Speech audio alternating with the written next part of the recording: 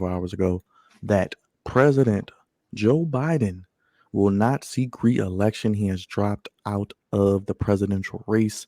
He has officially endorsed Kamala Harris, his current vice president, for the presidential nomination for the Democratic Party, which, ironically, the convention is coming up in Chicago, of all places.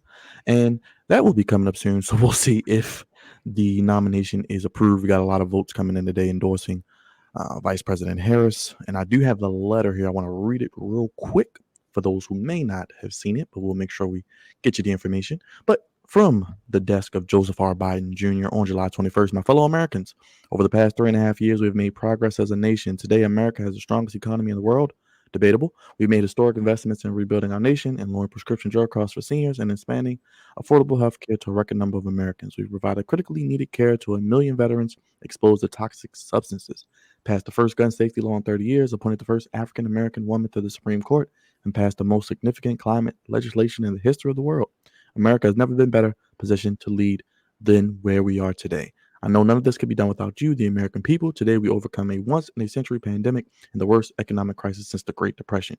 We protected and preserved our democracy, and we revitalized and strengthened our alliances around the world. It has been the greatest honor of my life to serve as your president, and while it may not be my intention to not seek re-election, I believe it is the best interest of my party and the country for me to stand down and focus solely on fulfilling my duties as president for the remainder of my term. I will speak to the nation later this week in more detail about my decision. For now, I express my deepest gratitude for all those who have worked so hard to see me reelected. I want to thank Vice President Kamala Harris for being an extraordinary partner in all of this work.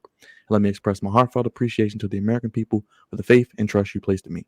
I believe today what we always have. There is nothing America can't do when we do it together. We just have to remember we are the United States of America. Raj, Joe Biden, he gone. He gone. Oh man, such a riveting letter. Not sure if he wrote it or not, but No, he did not. I'm pretty sure. It's such a tearjerker. But yeah, man. I saw this coming. I saw this coming a while back. I don't know why they waited until the last minute to get him up out of there. I mean, we've been seeing Joe over these past couple years. What in the world? I'm sorry. Oh Lord, I'm trying to see for the people who watch and may not be able to. There we go. There you go. Oh my goodness. That's wild.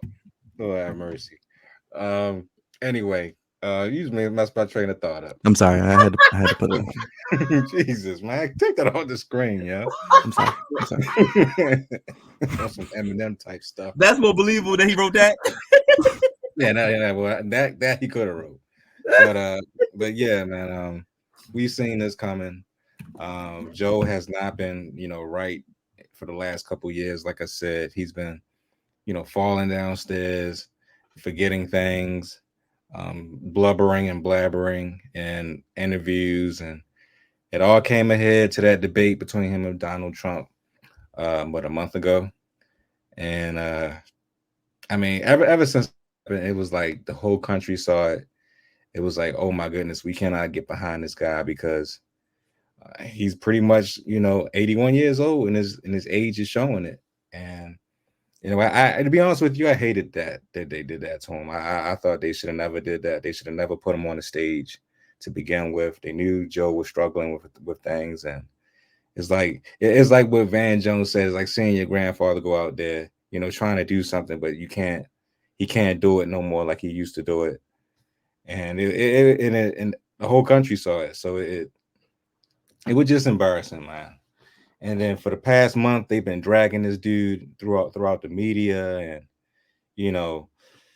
it's just, it wasn't a good look. It really wasn't. But finally, Joe is going to be sitting down after, I think, January, when whoever takes the presidency from him. So I kind of am happy that he's getting up out of there, because it's been time. It's been time for him to leave. Now, as far as everything else, as far as his presidency is concerned, I mean, I can't judge it. I can't judge it right now. We'll see what the ramifications are once he's gone. I know he did some good things and some bad things. according to what people, what according to who you talk to, But I'm just glad that it's over for him at this point, because I did not want to see him, try to go through this with Trump, and he just, not in his right mind half of the time. Go ahead, Gravante. Mm, mm, mm. I agree. I agree with Raj, 1,000%. This was prolonged. Biden had been showing signs that he wasn't all there a while back, like probably halfway through his term. It's like, I see why they call him Sleepy Joe. He just wasn't. He wasn't always there, and fumbling, bumbling over words. Like the presidency, the president is supposed to be the leader of the people, the free world, and all that. And you can't look crazy up there, because we are still very, even though I'm sure internationally folks have caught up, not just in basketball, but in economy. And but people still look to us like, all right, that's still the United States, that's still USA. But we looking real crazy right now, because the guy running the country now is not really fit to run the country. And it's funny, because the guy before him wasn't fit to run the country. Oh, and look, the guy that's going to run after him, that probably has a good chance of winning, is not fit to run the country either. So it's only right that President Joe Biden, and his council come to, oh boy, excuse me, come together and say, hey, we are not the best candidate, and let's bow out. Now, naturally, I think it was only natural that, like, dang, Kamala Harris is next. Vice President Kamala Harris is next. Listen, I'm not that well versed in politics. Haven't seen no girl. Haven't seen no girl. I'm not saying she doing nothing. I'm just saying I haven't seen her, haven't heard from her, haven't heard what was she doing out here in the streets. I haven't heard much. So it's like, ah, it's like we have to now. But look, it's like, but Trump is on the other side. So, oh boy, oh boy. Yeah, just go ahead, Gravante, because that's just a lot. I'm just picking up stuff as I put it in. You're clearly just picking a lot of stuff as you putting it in. Hey, man.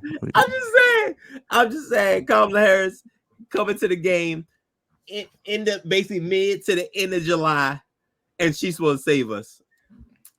Okay. Oh, I'm sorry, save democracy, the Democratic Party. I don't know about us, because I don't think she's gonna save us, but she's supposed to save the Democratic Party. Bro, I'm not even gonna lie, man. I'm not gonna sit here and tell a lie on these YouTube streets, but I ain't feeling this, man. None of it, bro. I'm not feeling. I seen that. I am not feeling this. I do not. I don't support her, bro. I just don't. Kamala has, like you said, has been nowhere to be found half of the time. When she was running for president in 2020, did she not call Joe Biden a racist?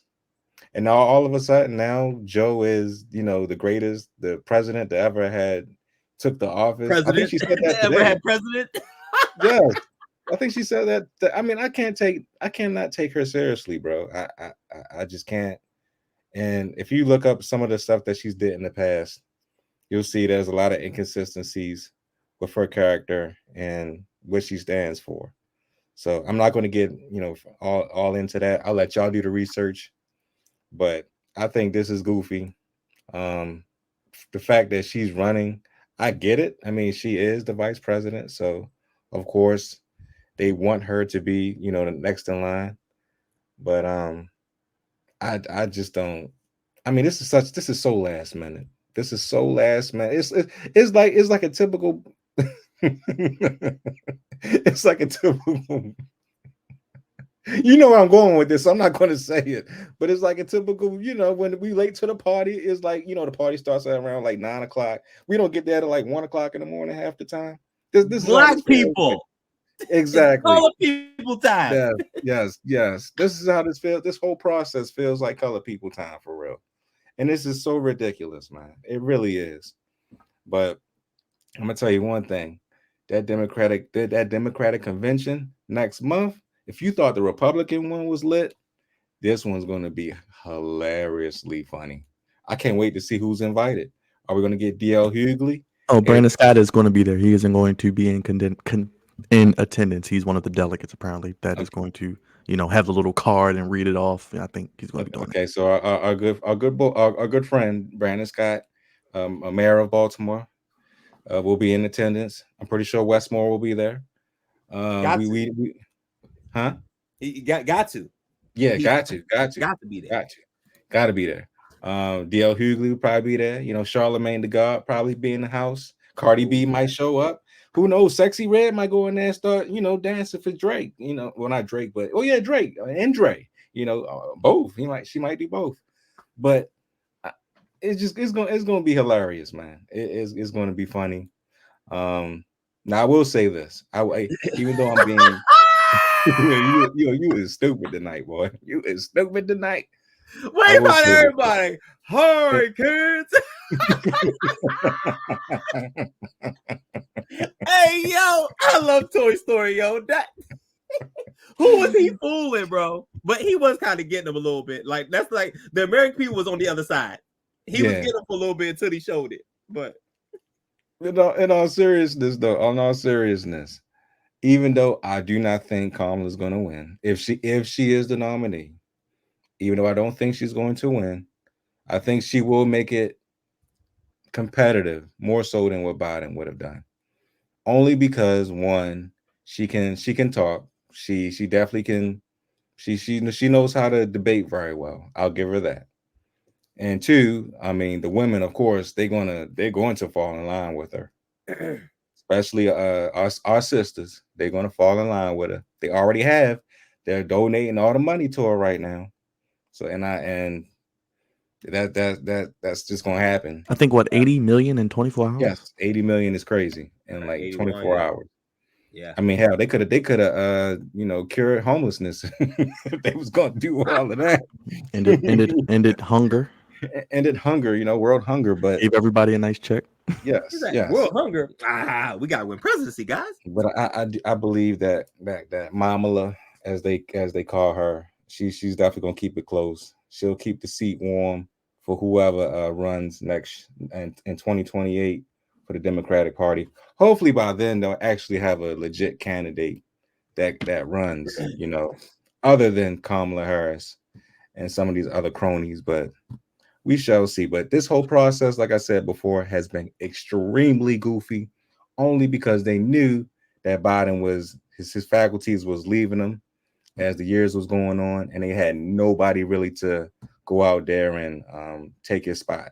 So now they got to do this last minute thing with Kamala Harris, and it just looks desperate. It looks weak, and it looks saying goofy, as my man Gravante would say.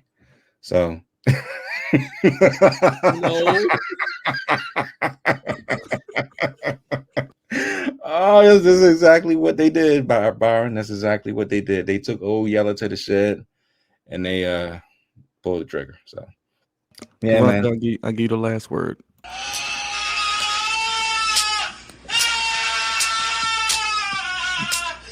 X, I believe. Maybe Byron could probably find it of them calling her Mamala. I'm serious. It's goofy. I don't have much else. I agree. This is the entire process is absolutely goofy, and the Democratic Party did not do themselves any favors. I'm sure everybody was well aware that Trump is coming back in one way, shape, or form. He's coming back, and they should have, at the same time as pushing Biden, try to groom somebody else. That's just forward thinking. That's being proactive. But as we all know, politics can be very reactive. And that's why we are where we are. When you fail to prepare, we are preparing to fail, and that's what the Democratic Party has done and continuing to do. But Raj, you hit the nail on the head.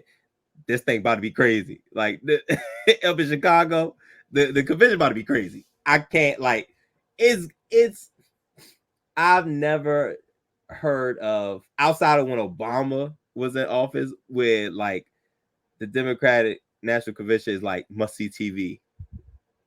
You know what I'm saying? Or either one for that matter. I watched the RNC. I ain't gonna lie to you. I watched it. I watched most of it. It was very interesting, bro. Indeed, bro. What was the guy? Dana White? Dana White introduced Trump, and then you have Hogan there. He was flexing, brother. Oh my gosh. Oh my gosh. But yo, when I turned it on, it was live. The guy was having like a he was having a concert. He looked like he was having a concert. I don't know who this Kid is. Rock was there. Okay. Man, it's Kid Rock. You don't remember Kid Rock back in the day? Hey man, listen, brother. He was like, he had that thing rocking. And I'm like, yo, this joke crazy. Oh, there you go. Look. Go and play that real quick, Mark. Go and play that real quick. I got you. Happened last week when they took a shot at my hero. Hero is strong. Hero is strong. Tried to kill the next president of the United States. Enough was enough. And I said, let Trumpomania run wild, brother. Let Trumpomania rule again. Let Trumpomania There you go. America great again. And that's why this is good. Oh, yes. Oh, yes. Hey, bro. This is goofy. Oh man, you know how much fun I had the other night, bro. I almost fell off the Stairmaster watching that, man. I was like, this fool right here is doing extremely too much. Yes. God. Good old Hulkster. Any final thoughts, fellas? It is interesting just seeing him put the damn shirt of himself on it. Then he rips it off. Like, come on, man. The final thoughts is this, bro. We in for a wild ride. I am so glad both of my trips are before November, because after November, I don't know what's going to happen. I don't know, because you already know how people are. I'm trolling my behind off on Facebook and Instagram. I'm trolling like a mug right now, and people will get real pissed off with me, and I don't care, but it's funny to me. But people get so sensitive, man, about politics, and whoever you're going to vote for. If you're going to vote for Kamala, if you're going to vote for Trump, just remember, make sure it's your pick that you want to pick, and not somebody convincing you. Do your research, do your homework, and stay safe in these streets, because people are insane. Literally. I said that last week, but truly they are insane when it comes to stuff like this. Well said, Raj. Well said. We'll put a pin in it there. I'm sure we'll be talking about that a lot more in the days, weeks, and months to come. But let's get to some interesting comments. I see Miss Sharon in the chat. I see Mark in the chat. We had some comments. Engraven's in the chat as well. Yes, and what a perfect way. Engraven, congratulations, my brother. We want to personally congratulate you on a new addition to your family, man. Big shout out to Engraven. Thank you for showing love, and it's appropriate that you came in the building as we get ready for a Ravens topic. And look who's in this picture, the one and only Lamar Jackson, who